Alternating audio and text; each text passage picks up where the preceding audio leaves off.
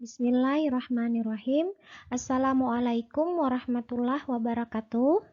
Perkenalkan, nama saya Alfiah. Saya adalah salah satu peserta Latsar CPNS 2021, khususnya di instansi pemerintah Kabupaten Hulu Sungai Tengah, Angkatan 22, Kelompok 1. Pada kesempatan kali ini, saya akan memaparkan tugas individu saya yang berjudul Learning Journal Komitmen Mutu. Mari kita simak video dan penjelasan saya berikut ini. Di sini saya akan menjelaskan mengenai apa itu pengertian komitmen mutu. Nah, komitmen mutu dapat diartikan sebagai janji terhadap diri sendiri yang tercermin dalam tindakan dan perbuatan untuk menjaga standar yang telah ditetapkan. Sebagai ASN, tugas apapun yang diemban merupakan tanggung jawab kita untuk dilaksanakan secara optimal dengan prinsip efektivitas, efisiensi, inovasi, dan mutu, sehingga masyarakat sebagai stakeholder merasa puas dengan pelayanan yang diberikan. Selanjutnya, nilai-nilai dasar komitmen mutu. Di sini ada 4 nilai-nilai dasar komitmen mutu. Yang pertama, efektivitas, yang kedua, efisiensi, yang ketiga, inovasi, dan yang keempat, mutu. Mari kita bahas satu persatu. Yang pertama, efektivitas. Efektivitas berasal dari kata efektif yang berarti berhasil guna, dapat mencapai hasil yang ditargetkan. Efektivitas merujuk pada tingkat ketercapaian target yang telah direncanakan, baik menyangkut jumlah maupun mutu hasil kerja. Yang kedua, efisiensi. Berasal dari kata efisien, artinya berdaya guna.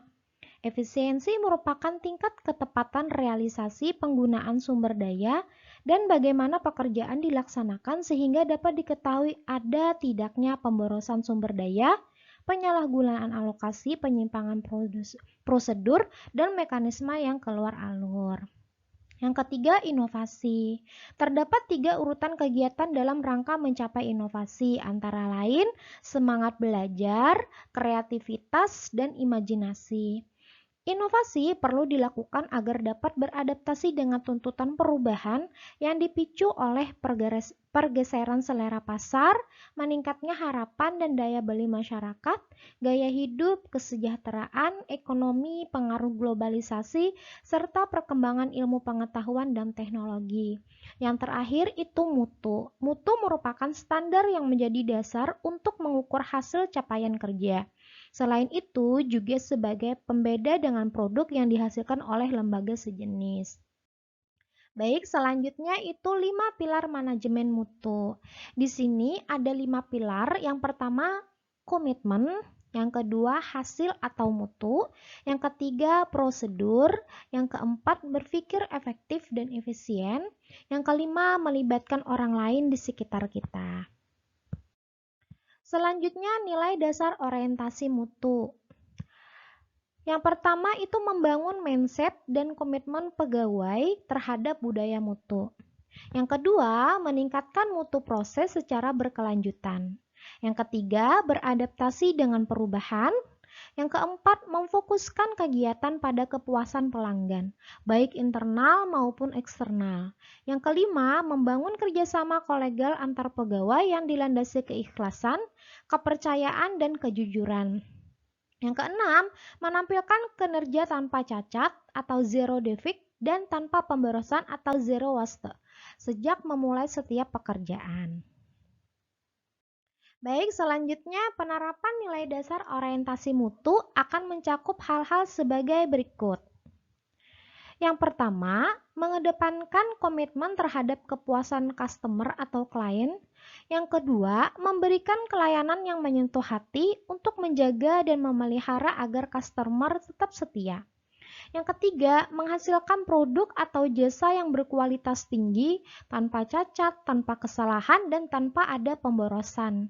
Yang keempat, beradaptasi dengan perubahan yang terjadi, baik berkaitan dengan pergeseran tuntutan kebutuhan customer atau klien, maupun perkembangan teknologi. Yang kelima, menggunakan pendekatan ilmiah dan inovatif dalam pemecahan masalah dan pengambilan keputusan.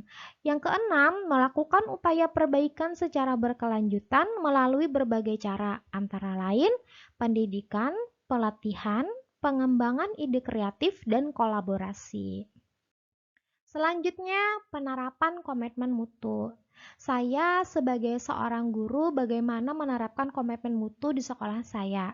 Sebagai guru, penerapan komitmen mutu dapat diterapkan ketika melaksanakan proses pembelajaran dan pengabdian pada masyarakat, antara lain pada proses pembelajaran, komitmen mutu pada proses pendidikan dapat dilaksanakan. Misalnya, pada pembelajaran di kelas. Sebelum memulai pembelajaran, guru wajib membuat dokumen-dokumen pendukung seperti silabus pembelajaran dan rencana pembelajaran semester. Kedua dokumen tersebut digunakan guru sebagai acuan kegiatan apa yang akan dilaksanakan di kelas selama proses pembelajaran. Rencana pembelajaran semester berisi langkah-langkah detail kegiatan pembelajaran yang dirinci untuk setiap pertemuan. Selain itu, berisi model evaluasi dan referensi yang digunakan. Dokumen tersebut digunakan untuk menjamin mutu proses pembelajaran di kelas. Inovasi yang dapat dilakukan dalam proses pembelajaran adalah dengan memanfaatkan perkembangan teknologi informasi pada pembuatan bahan ajar, serta LKPD yang menarik bagi siswa, pemanfaatan e-learning, dan pemanfaatan multimedia pada materi yang digunakan.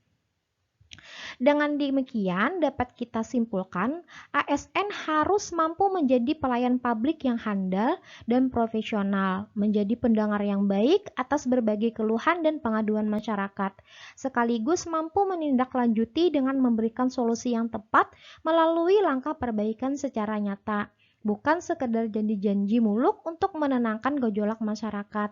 Selain itu, untuk membangun komitmen mutu, implementasi mutu dalam layanan publik harus senantiasa dimodifikasi agar kemampuan terus berkembang. Karena kondisi saat ini yang bersifat dinamis, ASN perlu terus berpikir kritis terhadap dinamika, menjadikan keterbatasan sebagai sarana untuk melahirkan sikap kreatif dan inovatif.